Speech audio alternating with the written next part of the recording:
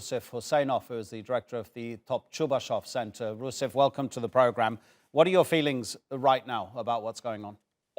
Despite all the attempts of the Azerbaijani side to respect the ceasefire and limit the military operations into the conflict zone, the Armenian military violated the truce again and has constantly been targeting Azerbaijan's residential areas, the civilian population, and the critical civilian infrastructure.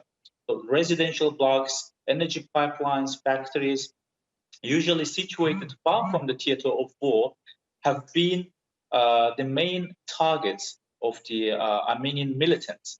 I see it as an agony of the defeated side. I see it as an attempt of the Armenian military to avenge for their losses on the actual battleground. I see it as an attempt to cause panic amongst Azerbaijani civilians. And as you may have heard, the opposite side, in some cases, employed Scud missiles, which are designated against military facilities. And in some instances, the missile strikes were launched not from Nagorno-karabakh, the actual conflict zone, but from Armenia proper. It could have been the attempt of the Armenian side to provoke Azerbaijan for the reciprocal actions, but thank God our political and military leadership does not respond the same way. Rusif, as you well know, attacking civilians is a war crime.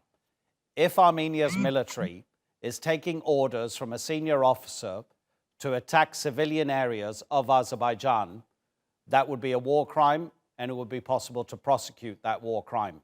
I asked an MP from your country yesterday, on Monday, whether the government of Azerbaijan might allow or think that it's time for international observers to be placed in the area to independently monitor what's going on. Twice I asked her, twice she didn't give me a direct answer. Do you think the government would allow that? Because I was wondering about why Azerbaijan wouldn't want independent observers in civilian areas where people are being killed. I actually support this idea. I also want international observers to eyewitness all the destruction, to document all what's been happening to our civilian population and residential areas and civilian infrastructure. To be honest, I have no precise information on the government's policy in this regard, but the expert community, including myself, have been lobbying this idea to invite and to create normal conditions for the work of such international observers.